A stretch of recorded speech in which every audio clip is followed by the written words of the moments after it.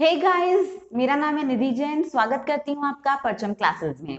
आज हम लोग डिस्कस करेंगे लाइट के ऊपर कुछ इंपॉर्टेंट क्वेश्चंस। यस, इसमें मैंने सेल्स बायोलॉजी का जो सेल टॉपिक है उसमें से भी कुछ क्वेश्चंस इंकॉर्पोरेट किए हैं।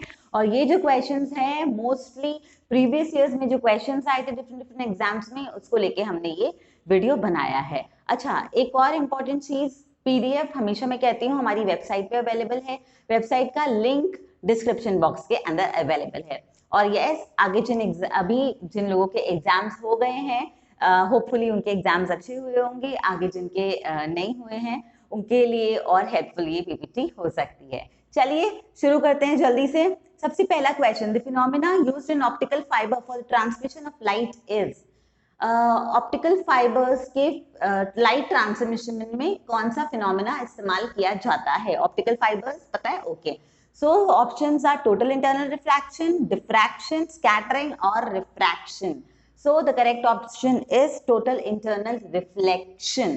Okay, ये जो एक्चुअली ऑप्टिकल फाइबर्स हैं ये जनरली ग्लास से बने हुए होते हैं, राइट? सिलिका से या ग्लास से बने हुए होते हैं।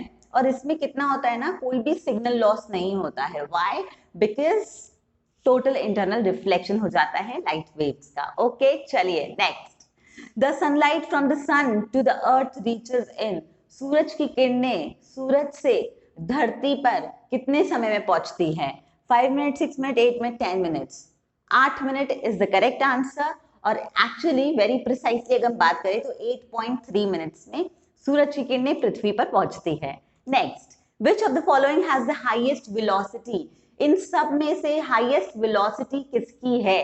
सबसे पहले कॉस्मिक रेज, जिसको हम कहते हैं ब्रह्मांड किरणें, लाइट, प्रकाश, इलेक्ट्रॉन, विद्युतन, और सुपरसोनिक वेव्स, पराध्वनिक तरंग। राइट, सो इन सब में से सबसे ज्यादा किसकी होती है वेलोसिटी, स्पीड किसकी होती है? लाइट की। बिकॉज अब आप देखिए कैसे है ना, लाइट की होती है। लाइट एक्चुअली हमारी वैक्यूम में भी ट्रैवल कर सकती है। मैंने आपको पिछले वीडियो में क्वेश्चन भी पूछा था रिफ्रैक्शन या रिफ्लेक्शन वाले में, आई गेस, की लाइट की स्पीड क्या है। सो लाइट की स्पीड है 3 × 10⁸ मीटर पर second, which is the highest, right? Vacuum में जब ये ट्रैवल करती है सो इसकी स्पीड सबसे ज्यादा होती है गाइस।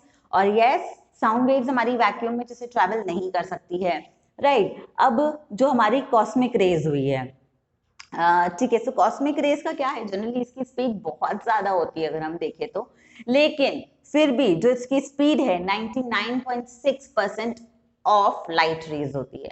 समझ गए? मतलब लाइट रेज की अगर स्पीड 3 × 10⁸ है वैक्यूम में, तो इसकी कितनी होगी? उसकी 99.6%। सो यस, लाइट रेज की हाईएस्ट होती है वैक्यूम के अंदर, एंड इन सब में से भी लाइट रेज की हाईएस्ट है।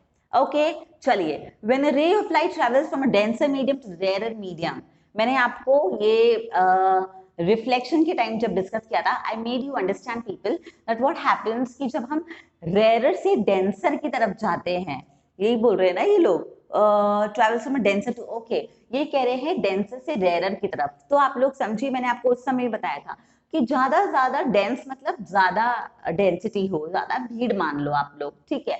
सो हम भीड़ में जाते हैं तो कैसे पास आ जाते हैं सब लोग, राइट? और खुले में जाते हैं तो आराम से अपना दूर दूर रह सकते हैं। सो डेंसर से रेयर की तरफ जाएंगे तो आराम से दूर दूर, सो वो नॉर्मल से दूर जाएगी, अवे फ्रॉम द नॉर्मल होएगी। ओके, सो इसमें भी yes, the correct option is speeds up, क्योंकि ऑब्वियसली रेयर में जा रही है, स्पीड बढ़ जाएगी। कम खुला है, स्पीड बढ़ी, and bends away from the normal. Okay, चलिए next. Light appears to travel in straight line.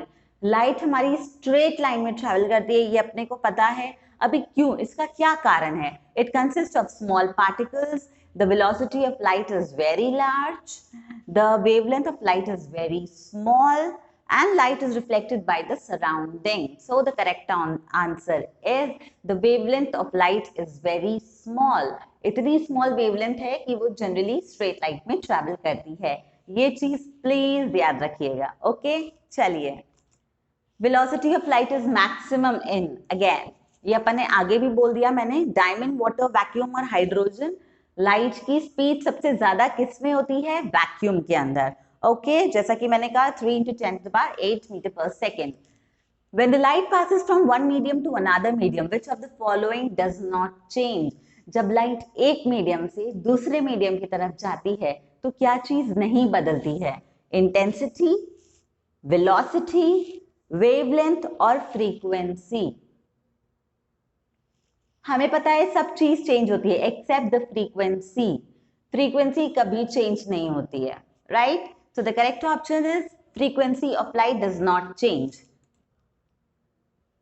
A cut diamond sharps brightly due to, a cut diamond, जो डायमंड है वो शार्पली ब्राइट करता है, चमकता है वो, क्यों? क्योंकि सम इनहेरेंट प्रॉपर्टी, क्या उसकी कोई प्रॉपर्टी है उस स्टोन की कि भाई उस स्टोन में जो भी बनेगा डायमंड हो गया तो ज्यादा शाइन करेगा। टोटल इंटरनल रिफ्लेक्शन वाला फंडा लगा रहे हैं हम इसमें, मॉलिक्यूलर स्ट्रक्चर देख रहे हैं उसका, या एब्जॉर्प्शन ऑफ लाइट कंसेप्ट है इसके आगे। सो the correct answer is total internal reflection. Actually क्या होता है ना, डायमंड का जो हमारा उसका जो मटेरियल है उसका क्रिटिकल एंगल बहुत कम होता है, राइट? जैसे कि मैंने लिखा होगा यहाँ पे, I guess 24.4 degree critical angle होता है केवल। So being a very small critical angle, जो लाइट रेज आती है वो जनरली क्या होता है, क्रिटिकल एंगल से थोड़ी सी ज्यादा पे अगर आती है तो टोटल इंटरनल रिफ्लेक्शन हो जाता है और वो शार्पली ब्राइट चमकता है। ओके, समझ में आ गया? Next, two glass lenses of same focal length, one being convex and other being concave, are kept in contact, the combination will act as।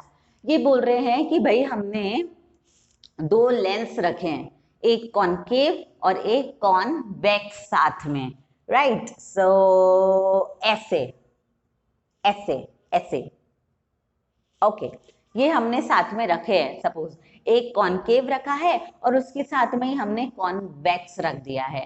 सो वो जो हमारा कॉम्बिनेशन है वो क्या बन जाएगा? देखिए, अभी कॉनकेव साथ में रख दिया और कॉन्वेक्स साथ में रख दिया, तो जो इन दोनों की फोकल लेंथ होगी वो तो इनफाइनाइट हो जाएगी बॉस, है ना? वो तो इनफाइनाइट फोकल लेंथ हो जाएगा। तो अगर इनफाइनाइट फोकल लेंथ हो गया है तो मतलब वो प्लेन ग्लास शीट की तरह एक्ट करेगा, plane glass sheet, okay, not mirror, glass sheet की तरह एक्ट करेगा। So convergent lens no, divergent no, plane glass sheet yes, and mirror no. समझ में आ गया? Next question, endoscope used by doctors for examining inside of patients stomach works on the principle of. Endoscope जो मैंने यहाँ पर बता रखा है ना, यस, देखिए जो डॉक्टर यूज करते हैं पेशेंट के अंदर डालते हैं एंडोस्कोप और उसका देखते हैं, अंदर मालूम करते हैं कि क्या प्रॉब्लम है हमारे गट्स में, एब्डोमेन्स में। सो वो किस फिनोमेना पे काम करता है? Reflection of light, dispersion of light, refraction of light और total internal reflection. Again the correct answer is total internal reflection. मैंने ये रिफ्रैक्शन वाली पीपीटी में अच्छे से डील किया है गाइस, तो जस्ट इस पे से बहुत क्वेश्चंस आते हैं और ये आप लोग देख भी रहे हैं कि टोटल इंटरनल रिफ्लेक्शंस में कितने क्वेश्चंस आते हैं। सो the correct answer is endoscope का फंडा भी क्या है? टोटल इंटरनल रिफ्लेक्शन के ऊपर काम करता है। मिराज, नाउ मिराज, ये भी मैंने आपको एक्सप्लेन किया था। मिराज किसका एग्जाम्पल है? Refraction of light, dispersion of light, diffraction of light या total internal reflection. So basically ये टोटल इंटरनल रिफ्लेक्शन का हिस्सा है। लेकिन व्हाट हैपेंस इज, देखिए अभी यहाँ पे जैसे जैसे ऊपर जा रहा है, ठीक है, तो रिफ्रैक्टिव इंडेक्स बढ़ रहा है उसका, राइट? सो क्या हो रहा है, वो जैसे जैसे हमारी रेज नीचे आ रही है, so away from the normal होती जा रही है वो, राइट? डेंसर की तरफ आ रही है, अवे फ्रॉम द नॉर्मल होती जा रही है। सो टोटल इंटरनल रिफ्लेक्शन एक टाइम पे ऐसा होता है कि वो क्रिटिकल एंगल से एकदम क्रॉस कर जाता है और टोटल इंटरनल रिफ्लेक्शन हो जाता है, जिसकी वजह से हमें मिराज दिखता है। मिराज मतलब जो एक्चुअली है नहीं वहां पर, लेकिन हमको दिखता है कि वो वहां पर है। समझ में आ गया? ये देखिए, ये एग्जाम्पल मैंने आपको अपनी पीपीटी में भी दिया था। ओके, चलिए next, diffusion of light in atmosphere takes place due to. Diffusion, बिखर गई लाइट, जैसे डिफ्यूज हो गई है ना, बहुत कम हो गई, राइट? सो किसकी वजह से होता है diffusion of light in atmosphere? Carbon dioxide, dust particles, helium और none of the above. So yes, होता है एटमॉस्फेयर में डिफ्यूजन ऑफ लाइट, वो होता है डस्ट पार्टिकल्स की वजह से। समझ में आ गया? जैसा मैंने लिखा है, सनलाइट हमारी मिक्सचर होती है डिफरेंट कलर्स का, when it passes through atmosphere it is scattered by air molecules. Air में, हमारे एटमॉस्फेयर में एयर मॉलिक्यूल्स है, डस्ट पार्टिकल्स होते हैं। सो जनरली हमारी जो लाइट आ रही है वो उससे स्कैटर्ड हो जाती है, ठीक है, समझ आ गया। चलिए next, the colour of light is determined by it's, the colour of light is determined by, light का कलर कौन डिटरमाइन करता है, उसकी वेवलेंथ, एम्पलीट्यूड, इंटेंसिटी या वेलोसिटी। सो कौन डिपेंड करता है, उसकी वेवलेंथ, राइट। अपन बोलते भी हैं, जैसे यहाँ पर विबग्योर है, वॉयलेट की सबसे कम वेवलेंथ और रेड की सबसे ज्यादा वेवलेंथ। समझ में आ रहा है, आ रहा है ना guys. So what did we say, colour of light depend करता है वेवलेंथ के ऊपर, right. In visible spectrum the colour having the shortest wavelength, मैंने अभी जिस पीछे आपको ये चीज बता दी है, VIBGYOR VIB, violet, indigo, blue की सबसे कम वेवलेंथ होती है और सबसे ज्यादा होती है रेड, येलो, ऑरेंज की। ओके, सो यस, और प्लस एक और इम्पॉर्टेंट चीज मैं आपको बता दूं, बिकॉज ये इस तरह का क्वेश्चन भी एग्जाम में आता है। वो बोलेंगे कि अच्छा इन कलर्स में से सबसे ज्यादा एनर्जी किस कलर में है।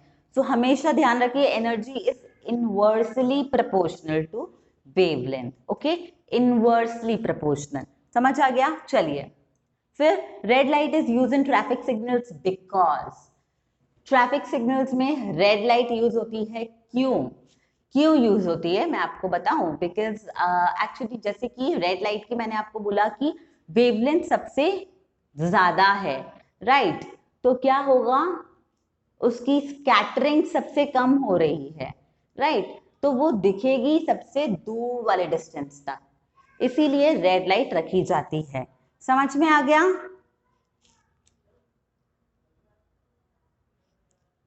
यस, यही मैंने बोला है। ओके, चलिए, because it has longest wavelength, beautiful, visible. यार ब्यूटीफुल का तो फंडा साइंस में आता ही नहीं है, science is always work with concepts, visible to people with bad eyesight or none of the above reasons. So the correct answer is it has longest wavelength. Right, the next, blue color sky is due to, blue color of sky, again वही फंडा लगाएंगे हम, scattering वाला, blue color scattered the most, red color scattered the most, blue light is minimum absorbed by the atmosphere, red light is ultimately absorbed by the atmosphere, so blue color scattered the most, come wavelength का है, सबसे ज्यादा scattering उसकी हो रही है, so yes, red color of the sun at the sunrise and sunset is due to, अभी red colour सन का क्यों होता है, सनराइज और सनसेट से।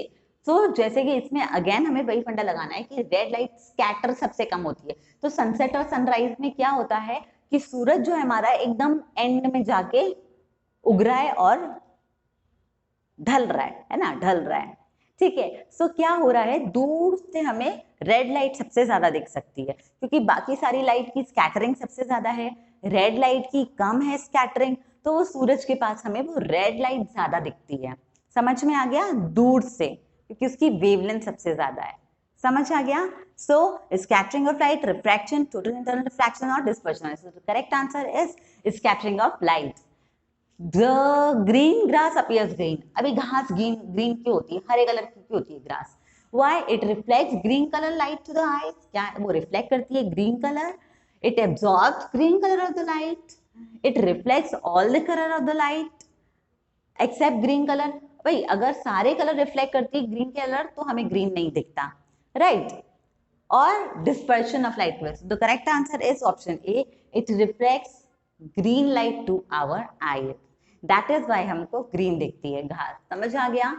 अभी ये भी क्वेश्चन आता है, देखो सिंपल सिंपल क्वेश्चंस है, अपन लोग कितने अच्छे मार्क्स स्कोर कर सकते हैं एग्जाम्स में।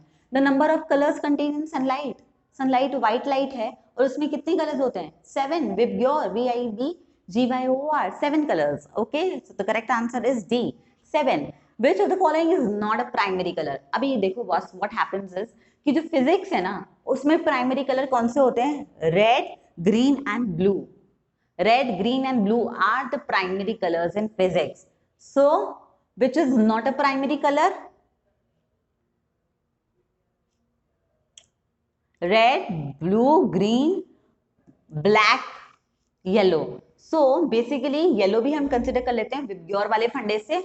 So black is the correct option, black is not a basic colour, primary colour. Okay, next, when a beam of red, blue, green light falls on the same spot, the color of the light becomes, जब red colour की light, green colour की light और blue colour की light एक ही spot पे आ रही है तो वो ही रिफ्लेक्ट भी हो रही है, समझ रहे हैं अपन, मतलब वहीं से रिफ्लेक्ट भी हो रही है। तो जब ये तीनों लाइट मिल जाएगी तो ये व्हाइट लाइट हो जाएगी, because these are the primary colours. समझ आ गया इसका फंडा? सो ऑप्शंस हैं violet, red, yellow and white. The correct answer is white. Next, colour in a colour television produced by combination of 3 basic colour. मैंने कहा कि प्राइमरी कलर्स कौन से होते हैं फिजिक्स के अंदर? रेड, ब्लू और ग्रीन। सो कलर टेलीविजन में कौन से 3 बेसिक कलर्स से ही सारा कुछ मैजिक होता है? तो वो होता है हमारा रेड, ब्लू और ग्रीन। रेड, ब्लू और green, option number B is the correct answer. ठीक है, समझ आ गया? मैंने इसमें लिखा है द कैथोड रे ट्यूब, जो सीआरटी है हमारी टीवी टेलीविजन के अंदर जो यूज हो रही है, 3 फॉस्फोरस होते हैं उसमें, 3 फॉस्फोरस होते हैं उसमें। कौन कौन से होते हैं? रेड, ब्लू और ग्रीन के, जो ट्रायड मिलके बनाते हैं और बस राइट रिफ्लेक्ट करते हैं। डिफरेंट डिफरेंट कॉम्बिनेशन हमारे को मिल जाते हैं। डेंटिस्ट के पास जो मिरर होता है उसमें क्या, कौन सा मिरर यूज होता है? सिलेंड्रिकल, प्लेन मिरर, कॉन्वेक्स और कॉनकेव। सो डेंटिस्ट को क्या करना है? सारी लाइट एक जगह एक पॉइंट पे फोकस करनी है, कन्वर्ज करनी है, इकट्ठी करनी है। सो कौन सा मिरर होता है? ये concave mirror. So D is the correct option. Okay, next, air bubble in water will act as. अभी देखिए, air bubble in water will act as concave mirror, convex mirror, concave lens and convex lens.